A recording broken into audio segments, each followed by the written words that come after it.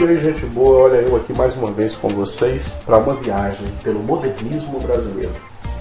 O modernismo brasileiro que é eclético, muito rico, cheio de tendências, e para nós melhor conhecermos as nuances da estética modernista, nós dividiremos esse modernismo em 3 fases. As 3 clássicas fases do modernismo brasileiro, que é assim dividido. Primeira fase, conhecida como fase heróica, de 1922 a 1930. A segunda fase, de ideologia forte, e tendência sociopolítica, de 1930 a 1945. E por fim a terceira fase, a estruturalista, de 1945 a 1960. E a partir de 1960, polêmico entre os críticos essa divisão, mas nós adotaremos aqui a seguinte classificação. A partir de 1960, nós falaremos de tendências do pós-modernismo literário. Bem, e agora nós vamos começar com a análise da primeira fase modernista, a fase heróica, ou fase destruidora, fase anárquica,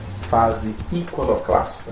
Perceberam que todos os títulos que essa primeira fase recebe trazem em sua nomenclatura uma referência à radicalidade? O próprio Mário de Andrade assim diz: e vivemos uns 8 anos, até perto de 1930, na maior orgia intelectual que a história artística do país registra. A primeira fase modernista no Brasil é a fase de enfrentamento. É o momento em que a arte brasileira dará uma grande guinada contra a tradição e contra a imobilidade. Então é compreensível que a arte no século XX tivesse essa tendência ao enfrentamento. Para melhor compreendermos o modernismo, é bom que analisemos o contexto dos anos 20.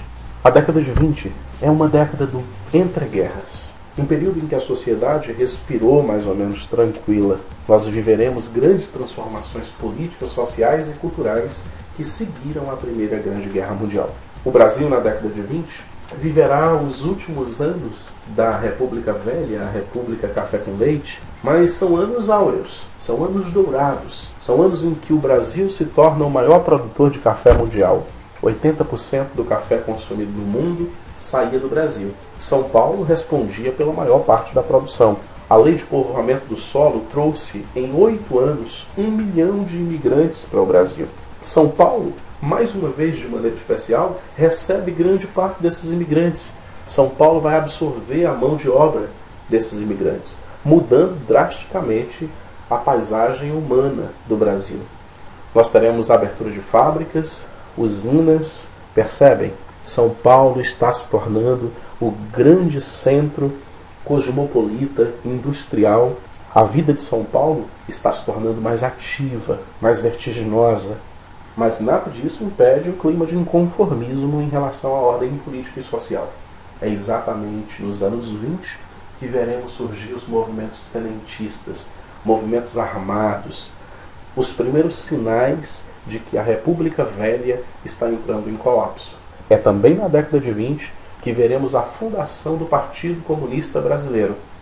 O comunismo começará a desenhar uma história política no Brasil, trazendo os ideais socialistas, trazendo os ecos da Revolução Soviética. E é também nos anos 20 que veremos Carlos Prestes, com a sua coluna, a coluna Prestes, andando quilômetros pelo Brasil, juntamente com seus militantes, divulgando os ideais socialistas. É mais ou menos esse cenário que os artistas brasileiros encontrarão na década de 20, quando se realiza a Semana de Arte Moderna. O Brasil e o mundo passavam por uma era de bem-estar, era a era da mecânica, era o surgimento da tecnologia, dos portos, das docas, dos edifícios, da radiotelegrafia. No entanto, do ponto de vista artístico, os artistas brasileiros percebiam que ainda havia muito conservadorismo. Se no plano da técnica estávamos avançando bastante, no plano da arte e da literatura, nós ainda tínhamos no Brasil homens helênicos.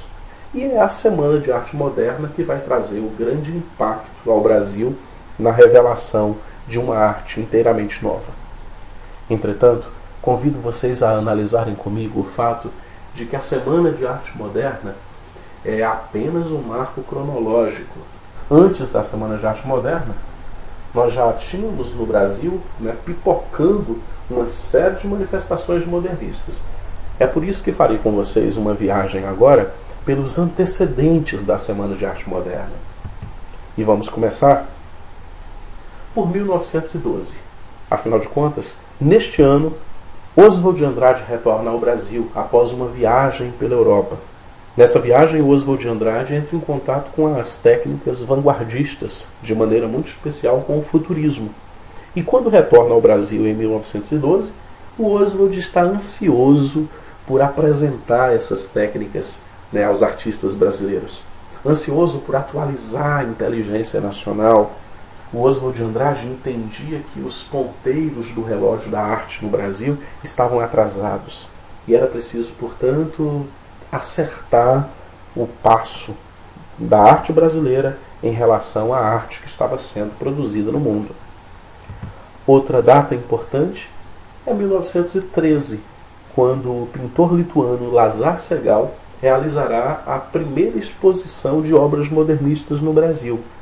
Eram obras inovadoras e extravagantes e visivelmente influenciadas pelo expressionismo e pelo cubismo. O ano de 1915 também é um ano importante, porque o poeta Ronald de Carvalho participará da fundação da revista Orfeu, em Portugal. E a revista Orfeu inaugurará a primeira geração do modernismo português, da qual participou o grande poeta Fernando Pessoa.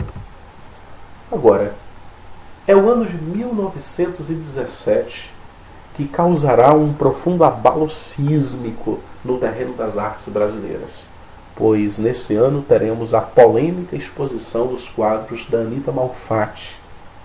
A Anita, que havia passado um tempo estudando em Berlim, na Escola de Belas Artes de Berlim, a Anita Malfatti expõe 53 telas, profundamente influenciadas pelo expressionismo, e vai encontrar a população brasileira despreparada para essa arte.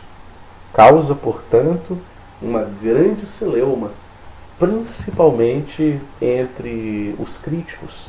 Afinal de contas, um dos críticos mais respeitados da época era o Monteiro Lobato. E o Monteiro Lobato publica no jornal uma ferina crítica à exposição da Anita Malfatti. E essa crítica teria uma repercussão muito profunda, uma repercussão que causaria inclusive danos à artista. Vamos ler um trecho da crítica feita pelo Monteiro Lobato.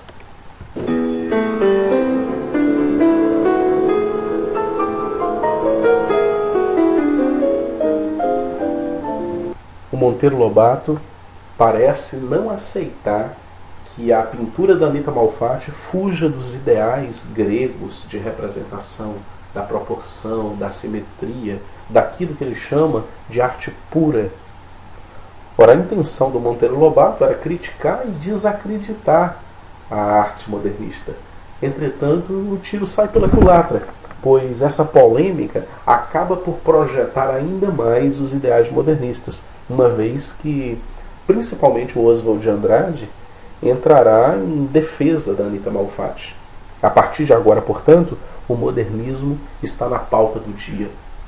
Todos discutirão o modernismo, seja para defendê-lo, seja para criticá-lo. E toda essa polêmica será essencial, nos próximos anos para a preparação da grande Semana de Arte Moderna. No ano de 1919, nós teremos mais um artista se juntando ao grupo dos modernistas. É o escultor Victor Brecheret, que também, retornando da Europa, passa a ser conhecido pelos modernistas e é imediatamente adotado como um gênio, um escultor que trabalhava novas formas, uma nova maneira de entender as proporções, completamente diferente dos modelos clássicos. Estamos chegando perto do 1922, mas é o ano de 1921 que esquentará ainda mais toda essa caldeira. No ano de 1921, nós teremos uma série de manifestos. O Oswald de Andrade faz o seu famoso discurso no Trianon e o Mário de Andrade sai do anonimato. Em 1921, o Oswald de Andrade escreve um artigo chamado O Meu Poeta Futurista, em que apresenta os versos do Mário de Andrade, expondo o Mário de Andrade à crítica. Ora, o Mário de Andrade sempre teve uma personalidade bastante tímida. Foi esse artigo, portanto, que forçou o Mário a sair do anonimato. E isso foi muito importante, porque a partir de agora o Mário toma definitivamente as rédeas do movimento. E em 1921 escreve uma série de artigos chamado Mestres do Passado. No artigo Mestres do Passado, o Mário de Andrade, ao mesmo tempo em que louva os escritores parnasianos, Olavo Bilac, Vicente de Carvalho, Alberto de Oliveira, Francisca Júlia e Raimundo Corrêa, ao mesmo tempo decreta a morte definitiva desse movimento. Celebra o Requiem, o canto funeral, dizendo de uma vez por todas que essa arte havia passado e deveria ceder o lugar a uma arte nova. Perceberam como os anos que antecederam a Semana de Arte Moderna foram efervescentes e já traziam, portanto, a semente desse movimento? O ano de 1922 é, portanto, o ano de apresentação dos ideais. A Semana de 22, que acontece em fevereiro, tinha o objetivo de divulgar e afirmar de uma vez por todas essa nova concepção artística. A Semana de Arte Moderna reuniu artistas representantes das mais variadas tendências e gêneros, escritores, pintores, escultores, músicos, e foi profundamente marcada por escândalos, vaias e tumultos. E assim como antes da Semana de 22, o movimento modernista já existia e dava seus sinais, após a Semana de 22, também ele sobreviverá por meio das revistas e manifestos. Diversos periódicos literários que continuaram a missão de apresentar a arte modernista, apresentar os textos dos autores e apresentar seus manifestos. Após a Semana de Arte Moderna, nós teremos, se juntando ao grupo, a figura de Tarsila do Amaral, que durante a Semana de Arte Moderna estava ainda na Europa. Quando a Tarsila retorna, ela se une ao grupo, contribuindo com a vitalidade de sua arte, extremamente colorida e brasileira. Com a chegada da Tarsila do Amaral, estava formado o Grupo dos Cinco. O Grupo dos Cinco, formado por Mário de Andrade, Oswald de Andrade, Menotti del Picchia, Anita Malfatti e agora Tarsila. Esse grupo formará a ponta de lança do movimento modernista. E agora nós faremos uma viagem didática pelas características do modernismo da primeira fase. Embora seja importante entender que não exista um conjunto único de pressupostos estéticos que tenha sido partilhado por todos os escritores dessa época. Mas apresentaremos a identificação de alguns traços mais ou menos característicos e essenciais a esse período. E começamos com o rompimento de todas as estruturas do passado. O movimento modernista é um movimento que se projeta para frente. Veja esse poema do Oswald de Andrade. Aprendi com meu filho de 10 anos que poesia é a descoberta das coisas que nunca vi.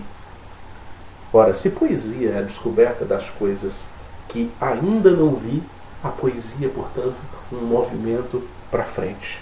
A poesia deve ser a antevisão do futuro. Nada que esteja aprisionado ao passado tem a cara do moderno. O movimento modernista rompe com tudo aquilo que é passadista, com todos os preceitos que até então definiam a arte. O movimento modernista rompe com o romantismo. Não há mais espaço para a diafaneidade, para as ilusões amorosas, as idealizações, evasões ou sentimentalismos. Portanto, está rompido com o romantismo. Também rompe com o realismo-naturalismo. O realismo era para o modernismo a limitação da arte, pois entendia que a arte deveria imitar o real ou traduzir a realidade de maneira documental. Então, rompe-se com o realismo-naturalismo. O parnasianismo é, de maneira especial, o grande inimigo dos modernistas, pois o parnasianismo via a arte de maneira engessada. Os modernos lutam contra a métrica, contra a rima e contra a consagração do soneto. Abaixo, portanto, o parnasianismo. E, por fim, o regionalismo, tão adotado pelos pré-modernistas, também não está na pauta dos modernistas. Eles desejam romper com essa literatura de letras caipiras, que ficou tão ao gosto dos escritores do primeiro momento do século XX. Portanto, o modernismo, na fala de Oswald de Andrade, deveria se definir como um movimento que vê com olhos livres. Confira nesse poema de Manuel Bandeira, Poética, a aversão profunda a tudo aquilo que represente o passado e o desejo de construir uma estética nova.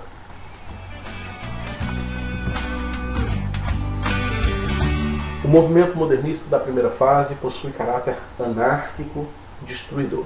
Não poderia ser diferente. É um movimento de enfrentamento. Portanto, é um movimento radical, iconoclasta. Quebra todos os ícones e imagens pré-estabelecidas, no desejo de trazer uma poesia irreverente, com grande força. Confira isso mais uma vez num poema de Manuel Bandeira.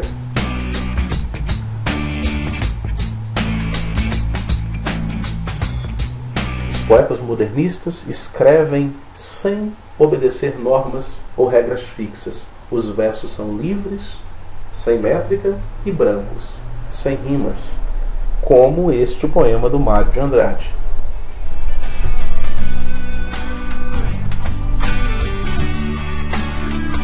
Os modernistas rompem com as regras não somente no ponto de vista formal, mas também criticam a mentalidade tacanha da burguesia, que até então representavam os dirigentes da sociedade brasileira.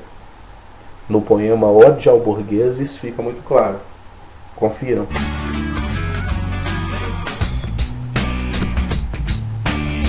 E essa postura crítica revela também um novo posicionamento em relação às classes marginalizadas, às vozes marginalizadas no Brasil. O negro, o índio, a mulher ganham uma nova representação na arte modernista. Representação crítica. Confira esse poema do Raul Bock. Outro ponto importante da estética modernista são os temas ligados ao cotidiano. Note que antigamente a literatura se nutria de temas épicos, temas grandiosos, grandes emoções. Agora, o modernismo entende que o cotidiano pode nutrir os temas poéticos. A poesia pode ser tirada de uma notícia de jornal, como neste poema do Manuel Bandeira.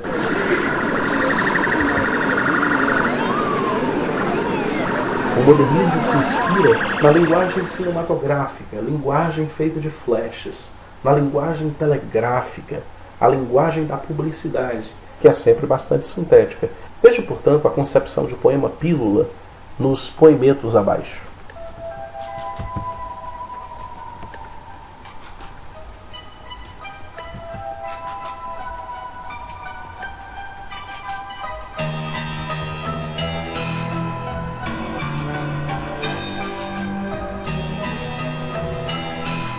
Note que a estrutura poética é curta e traduz um instante da história brasileira ou um instante da vida cotidiana por meio de flashes da linguagem. Uma outra transformação é que a linguagem se torna mais brasileira. Segue-se menos os ditames da gramática lusitana. A língua desejada pelos modernistas é uma língua sem arcaísmos, sem erudições. Uma língua que traduza de maneira muito real como o brasileiro fala, como o brasileiro vive. Isso pode ser percebido nestes poemas de autores modernistas.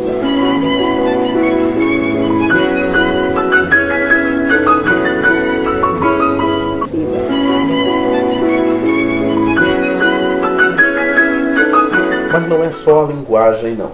Na verdade, o país está em pauta. A nação está em discussão. O nacionalismo é uma das correntes importantíssimas da preocupação desses modernistas. Não vamos nos esquecer que 1922 não é uma data aleatória.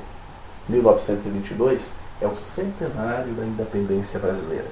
A Semana de Arte Moderna, portanto, acontece também como manifestação de uma nova libertação, desta vez não no âmbito político, mas uma libertação cultural. O Brasil precisava encontrar o seu próprio caminho, encontrar sua própria identidade. Então, voltaremos às origens.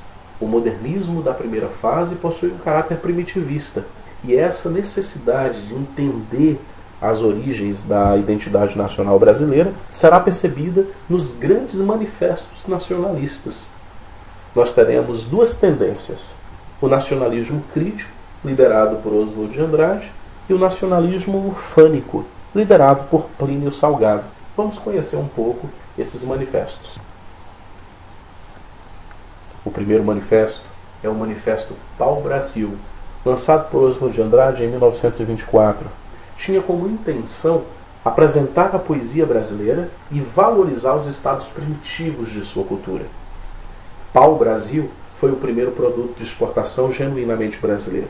O Manifesto Pau-Brasil propõe que nós retornemos aos instantes iniciais da cultura brasileira e façamos ali a reflexão sobre a formação da nossa cultura. O Oswald de Andrade propõe uma releitura crítica dos nossos textos de fundação, da nossa história oficial, e assim resultando numa nova visão da formação da cultura brasileira. Confira um trecho deste manifesto.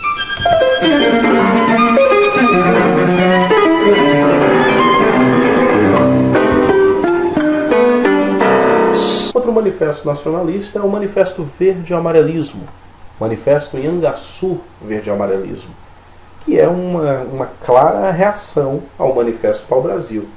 Esse grupo é liderado pelo Plínio Salgado, com participação do Menotti del Pique, Guilherme de Almeida e Cassiano Ricardo, e foi escrito em 1926. Seu objetivo era apresentar uma proposta ufanista, idealizadora, de grande louvor à cultura brasileira. Seu símbolo era a anta. A anta é um animal que abre caminhos pelo meio da mata. Era, portanto, o símbolo necessário a este momento em que se buscava um caminho de alteridade da cultura brasileira. O Manifesto Verde-Amarelismo era contra o nacionalismo pau-brasil e identificava-se politicamente com o fascismo e com o integralismo.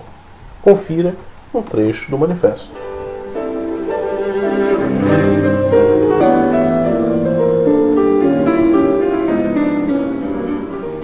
E por fim, temos um manifesto antropófago, talvez o manifesto mais fecundo entre todos eles. Lançado por Oswald de Andrade em 1928, tinha como objetivo propor a devoração simbólica das culturas e das técnicas importadas, transformando-as em produto nacional. O conceito do manifesto do Oswald de Andrade era inspirado na antropofagia indígena, já que os índios, culturalmente, devoravam seus inimigos com a intenção de capturar sua força. Portanto, essa seria a metáfora que se adaptaria à condição de aproveitamento do que o Brasil fazia de todas as técnicas e culturas estrangeiras. Ao contrário do movimento verde-amarelismo, eles não negavam a cultura estrangeira, mas também não a copiavam. A ideia era processar a arte estrangeira numa arte completamente autêntica e com marcas nacionais. Confira um trecho do Manifesto Antropófago.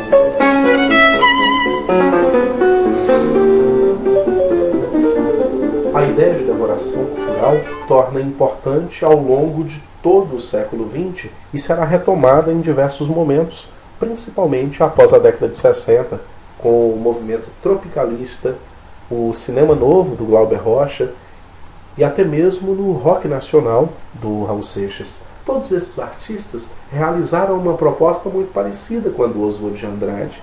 Todos eles aproveitaram elementos estrangeiros, ritmos estrangeiros, a guitarra elétrica, mas processaram tudo isso, né, numa mesclagem com elementos tipicamente nacionais e produziram uma arte indiscutivelmente brasileira.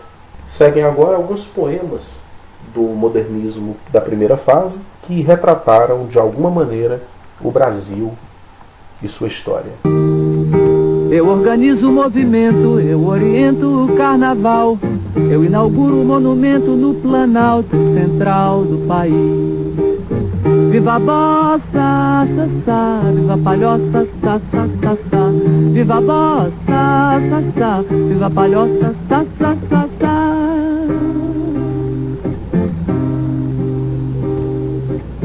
E agora eu apresentarei para vocês, de maneira bastante didática também, os mais importantes escritores desse período.